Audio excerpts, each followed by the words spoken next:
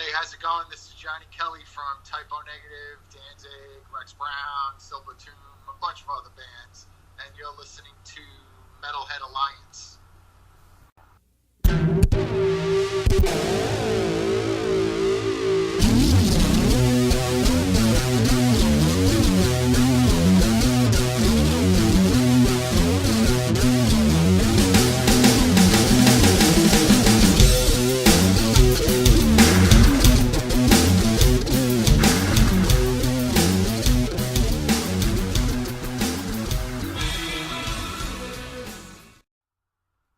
Hey, what's up, everybody? This is Jesse from Metalhead Alliance, and I am joined right now with none other than Johnny Kelly, who everybody may know from O Negative, Danzig, Kill Devil Hill, Rex Brown, a bunch of other bands. Johnny, how you doing tonight, man? Good. How are you? I'm doing good, man. Thank you so much for taking the time and answer some questions for us today. Thanks for having me on. Awesome. So, real quick, you've been involved with Rex Brown on his new solo project, the Smoke on This album. Right. And you've also drummed with Rex for Kill Devil Hill, if I'm not mistaken. Yeah. Cool. So how did all that come about? Yeah. And how did this all come about for you to be working with Rex on his on these projects? Oddly enough, our tour buses crossed paths a few years back. I was on tour with Danzig. He was out with Kill Devil Hill. And I hadn't seen Rex in a long time. I've known Rex for, like over 20 years. Sure. And back when Typo toured with Pantera, yeah. And we remained friends, since then. Mm-hmm. And a few years ago, our tour buses were parked across the street from each other. I went, knocked on the door, said hello. And then a few months after that tour that they were on was finished, mm-hmm. He told me that Vinny was leaving the band. Yeah. And asked me if I'd be interested in playing with them. Nice. So I went out to California, got together with the guys Kill Devil Hill and Rex. Nice, man. It seemed to click, and we did a bunch of touring together. Fantastic. And then with this, with the Rex Brown, with his solo record, same thing. We've been staying in touch, since the last stuff that we did with Kill Devil Hill. And then he told me he was working with a bunch of guys in Nashville. Mm-hmm. And then when he was putting the live band together, he asked me if I wanted to play in a live band with him. Excellent. So are you... That was it. I went out to Nashville, got together with the guys. Yeah. We all jammed. It clicked. Nice, He yeah. asked me if I wanted to stay in the band. Yeah, man, and I was actually there. My wife and I were there for that debut live show in Nashville, and I about shit myself. I was like, "That's Johnny Kelly," and she's like, "No." I'm like, "Yeah, it is. That's Johnny Kelly, man." And she was like, "That's great." So that's fantastic that you got you kept that whole initial meeting with when you were on tour with Danzig and they were touring, and that was like two totally different shows, right? Just so happened to be in the same area. Actually, Danzig, we were breaking up a drive from El Paso to San Francisco. Nice. Okay. And we stopped in Burbank. I got off the bus and I saw Kill Devil Hill's bus. I was like, I know who that is. Hey, I know those guys. It was that, Excellent. Very cool. I guess, what's the word, Just like fortuitous, like you just so happened to cross paths right at the right time. Just happened to cross paths. Yeah. Terrific. I don't know if it's the right place at the right time. We'll see. It worked out well. I think everybody would agree. And amongst the many other projects, we could probably spend a really long time just talking about the various projects that you've been involved in. But I may have gotten the date or the year wrong, but I think it was around 2011. You filled in for Will Hunt for Black Label Society. There was a European tour. Yeah. Sound about right? Yep.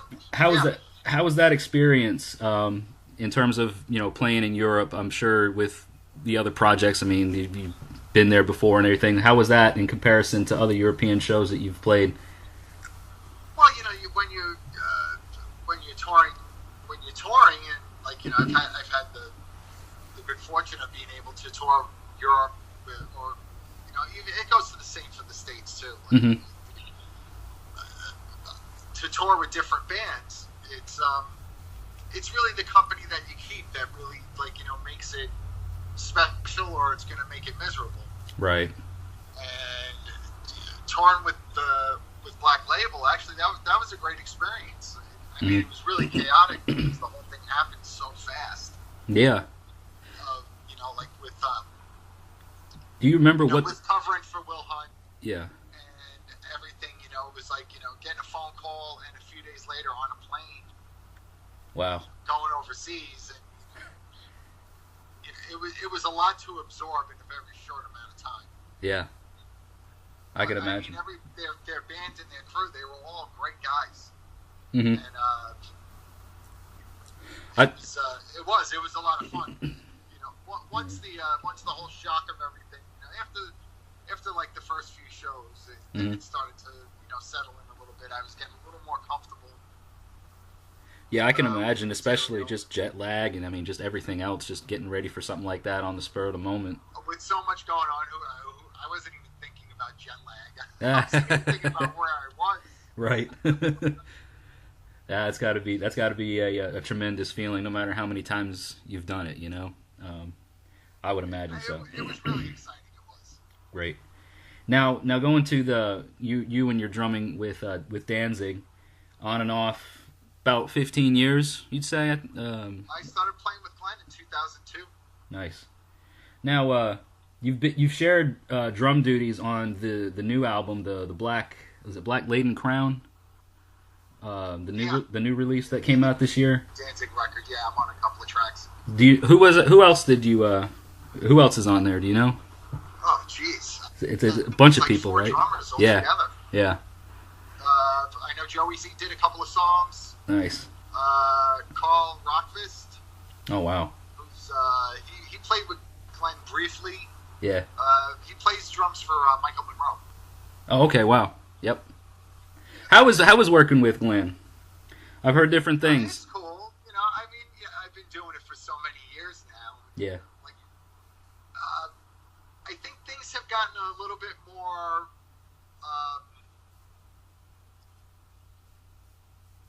What's the word? It seems like it's a little more comfortable now, like the environment, because like with Steve and Tommy in the band, this lineup has been playing together for a long time now. Yeah, everybody's kind of settled in with each other, and it's and it just seems like everybody's originally from the East Coast, right? And there's a whole different mentality, man. Like just you. Well, yeah, I guess there's just a way of communicating with each other. Yeah.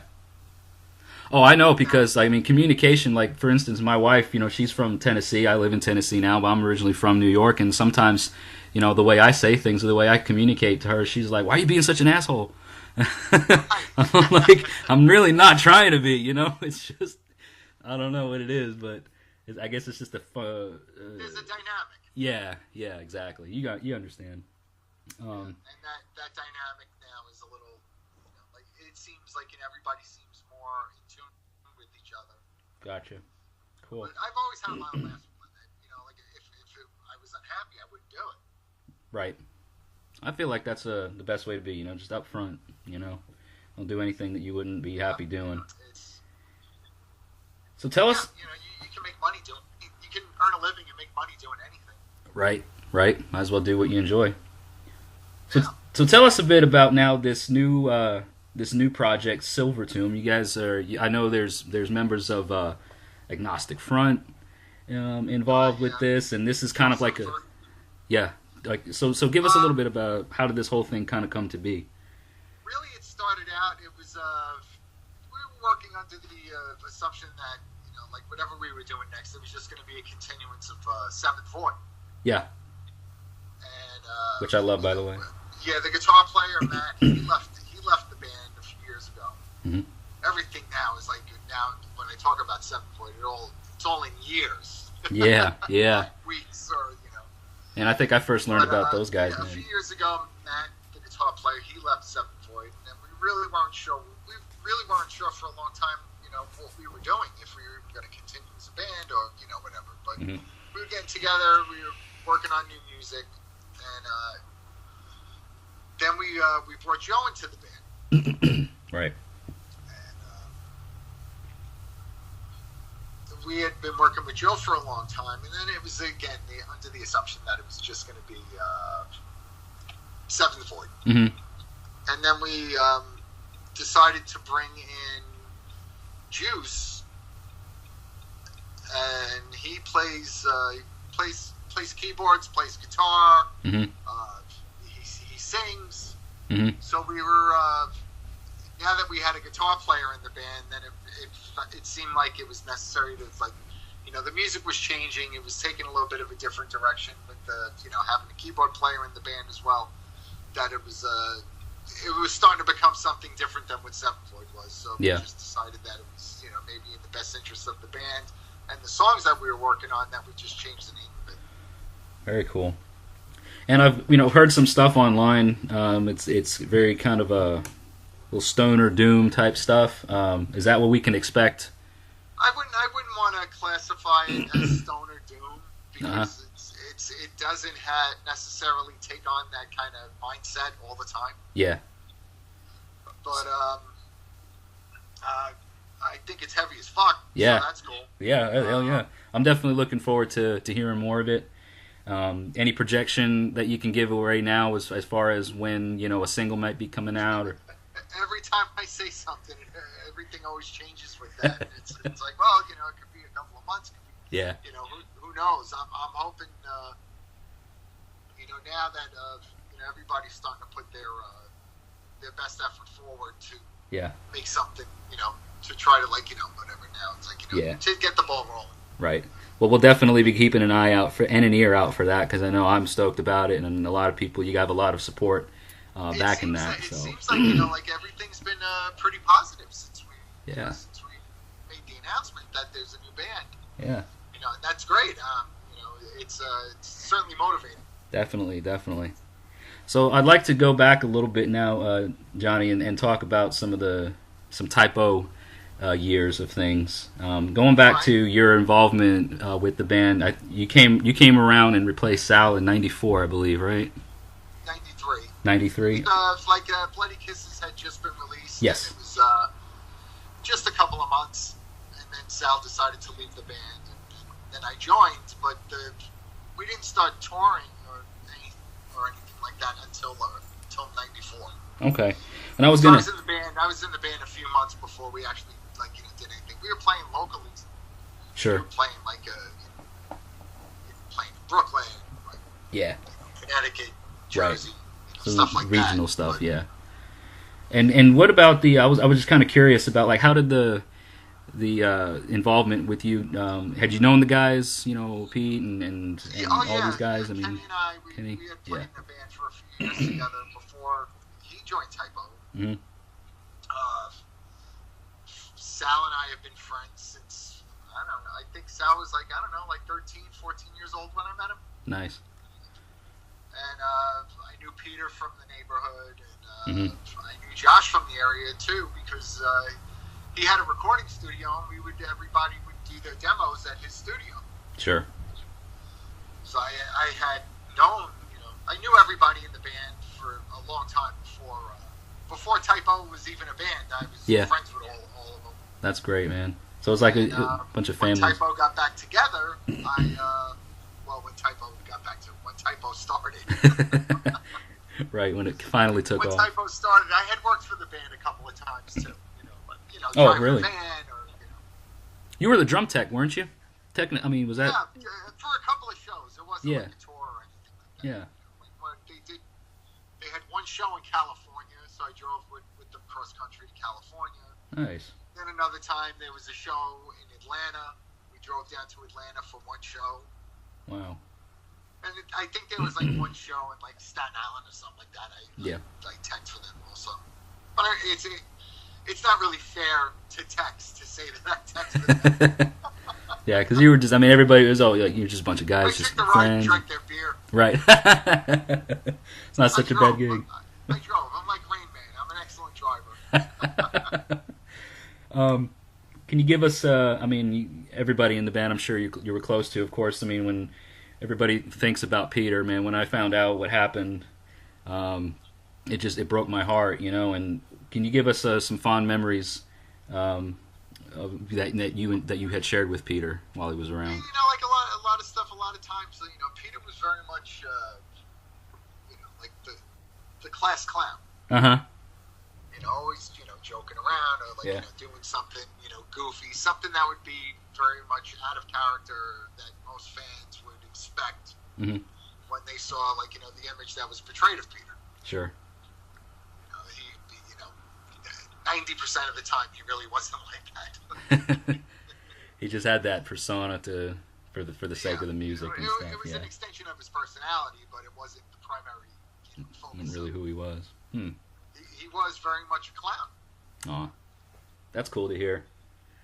I have a friend that is a huge fan of Typo and has been for years, and he wanted to ask.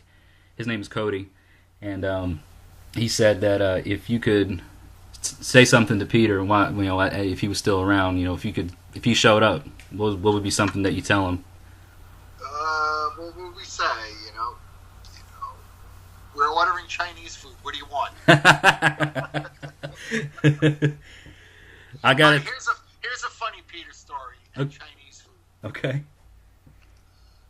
One day, Kenny and I are rehearsing at the studio in Brooklyn, where we all met each other. We basically, like, you know, we grew up in this place. And we were still going there. I was still going there on and off until the place closed down like 2 years ago. And Kenny and I are there rehearsing with Seven Void, and we took a break and went to the Chinese restaurant up the block to get something to eat. We're in the store, and the woman is on the phone getting yelled at by somebody, placing an order. Okay. And I recognize it as Peter's voice. So you were up there picking up food. So I walk in, and I'm like, I recognize Peter's voice on the phone, and I just tell the woman, I'm like, give me the phone. She looks at me like I'm crazy. I'm like, seriously, give me the phone. I know who it is. And I grab the phone, and I'm like, Peter. He goes, who's this? I was like, Peter, it's Johnny. He goes, what? He had no I was idea. like, why are you giving this woman such a hard time? And he's like, I'm just trying to order my fucking food. I was like, what do you want to order? And he told me his order, and I said, what he wants to get is blah, blah, blah, you know, such and such. So I was like, all right, it'll be there in 15 minutes, and I hung up. That's hilarious. So it meets up with the same thing you were saying before, just good old just clowning around. Well, yeah, his life revolved around, like, you know, food and redheads. Hell yeah. Another big fan of yours. He actually is one of the guys who helps me run Metalhead Alliance from Germany, and his name is Abdul Rahman, and he was wondering for you guys covered Summer Breeze on the Bloody Kisses album, and you know, he was just wondering about the meaning behind this blowing through the jasmine in my mind, and I remember the old song that's a cover of course, the whole atmosphere and everything, but do you have a personal insight to that reference or anything that you want to chime in on? That's an actual lyric to the song. Right, yeah. I mean, it got leaked onto YouTube and stuff. There was the original version that was recorded, I guess the demo version of the song, and Peter had changed the lyrics up. Okay. And when the song was submitted to get approved by the publishing company to get the okay to put the cover on the record, they wouldn't let the band use our own version. We had to use the original lyrics because they felt that it hurt the integrity of the song, of the original song. So, blowing through the jasmine in my mind, that is certainly a question for Seals and Croft. Right. Yeah. Yeah, and I was like, I've heard that song so many times. Even, I mean, growing up, my parents, listened to music that era of music came from, and I'd heard it as a kid growing up, and then later on, heard the Type O cover of it, and I'd never really thought about, like, what does that mean, even, So I guess it could be open. It's open for interpretation. Hippie, soft rock, Yeah. Some reference, I don't know, to like a field, being in a field, sure, wind blowing in summer. Yeah. It may not mean anything. Who knows? I guess it's open for interpretation. Well, I have just a couple more questions for you, Johnny. And again, I appreciate you taking the time. And these are really not too. They're not too serious questions. So in honor of Peter and his good-hearted, clowning around, what's your favorite TV show right now? Do you watch anything? My favorite TV show is The Honeymooners. The Honeymooners, okay, yeah, old school, yeah. The Honeymooners. I love The Odd Couple. Yeah. The original Odd Couple, and I love Family Guy. Oh yes, yeah, man. I need to catch up on that. I was actually talking about that last night. I had some neighbor over, and I'm like, man, I need to find some. I need to find the channel for Family Guy. I need to get caught up. And he's like, I hate Family Guy. I'm like, well, you just can get the fuck out of here because I don't need that kind of negativity in my life. I like Family Guy. I got sucked into Walking Dead. Did you? So I like The Walking Dead too. Cool. What else? I like American Dad. Oh yeah, Seth. I think Seth MacFarlane gets a lot of shit, but I don't know. I don't like read too much into his stuff. I just like to laugh at dumb shit, and I think that just... it's something like I see it. He's kind of like another Norman Lear type. Yeah, I can see that. Pushes boundaries, but he does it, through animation. Yeah, I can see that. But no one's safe. No. They make fun of everyone. Yeah. That's what I enjoy about it. Yeah, it's open season with him. Yeah, with anyone. Or anybody, and, yeah. The whole social commentary of it, I find it really yeah. I like comedies. Yes. I watch that. I like watching Impractical Jokers. Oh yeah, man. And I reconnected with South Park recently. Oh yeah, yeah. Have you gotten into this whole? I haven't really jumped on the bandwagon, but are you familiar with this whole Rick and Morty thing? I started watching that just a little bit. Yeah. I mean, it's pretty out there. Oh yeah, yeah. I was asking my niece about that yesterday. Uh-huh. I was like, "Do you watch? What's the name of that show with the guy with the grandpa?" Like, no, we were in the mall, and again, it was a shirt or something, a Rick and Morty shirt. And I was like, "Do you watch that show?" She's like, "Oh, I love it." Very cool. Yeah. Yeah, actually, I fell asleep last night. That was on. That was on. Yeah.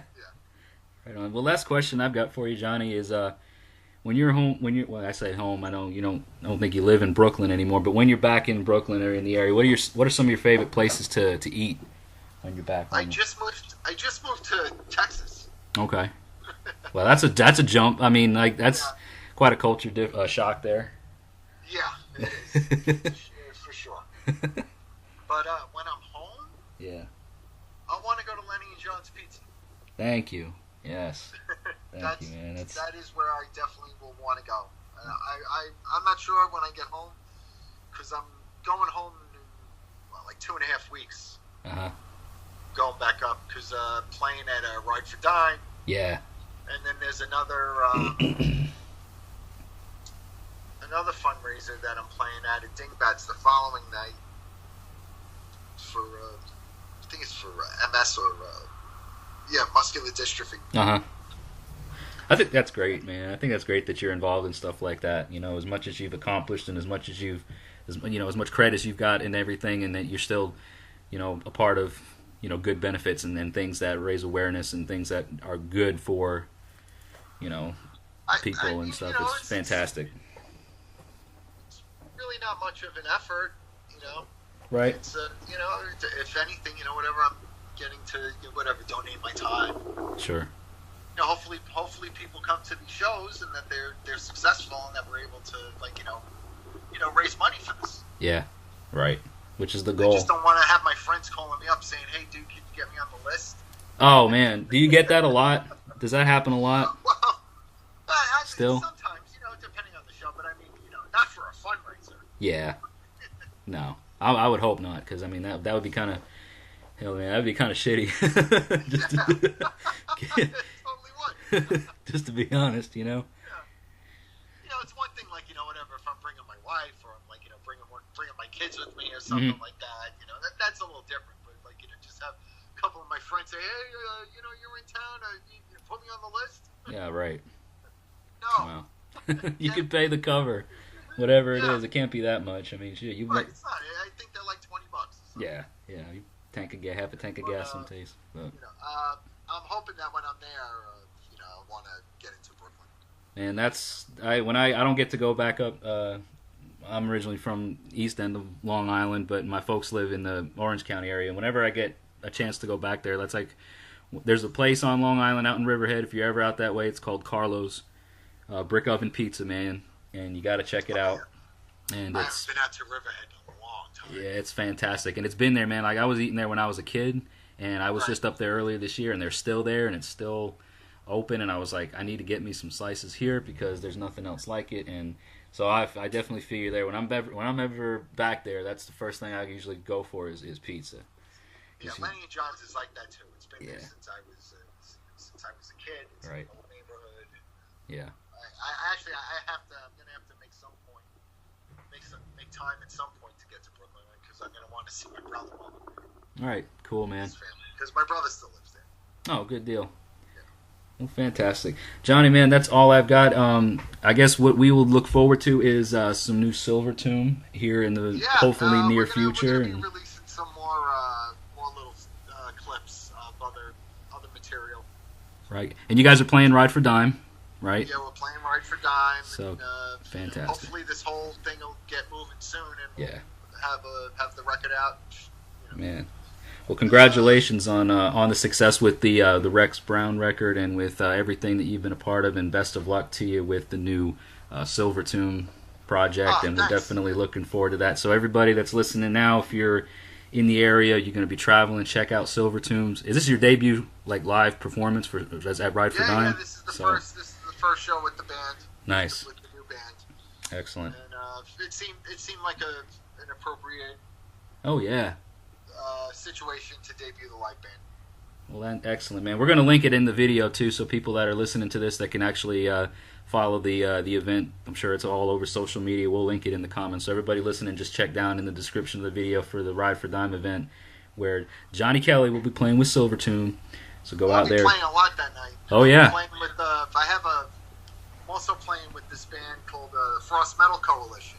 Nice, man. So it's all guys from different bands playing old school, like heavy metal. Oh wow. Hard rock. It's like my record collection when I was like 15 years old. Oh man, that's fantastic. I wish I could be like there. Old Def Leppard. Oh wow. Yeah. Ozzy, Zeppelin, UFO, Rainbow. Oh wow. Deep Purple, like stuff like that. That is tremendous. And it's me. It's Jack Frost, who I play with Seven Witches. Yep. Mike LaPond, who plays bass in Symphony X. Alan Tecchio's one of the singers from he played in Hades. Yeah. The band has like, we have like 3 singers. Charlie Cal from plays keyboards for Punky Meadows. Man. Andre Vachon, he used to sing for Eddie Ojeda from Twisted Sister. Yeah. There's a whole bunch of people that get together, you know, and we play like all these old school songs. That's so cool, man. And so we're playing that night also. Fantastic. I wish I could be there, man. That's gonna be killer. A long weekend. It is. Get your rest, man. All right, man. Well, I'm going to let you go now. Thank you again so much for talking to us today. So everybody check out Silvertomb. Johnny Kelly, everybody. Thanks for the show, man. Appreciate it. Absolutely, man. We'll hope to talk to you soon. All right, man. Take it easy. All right. Thanks again. Later. Bye. Bye.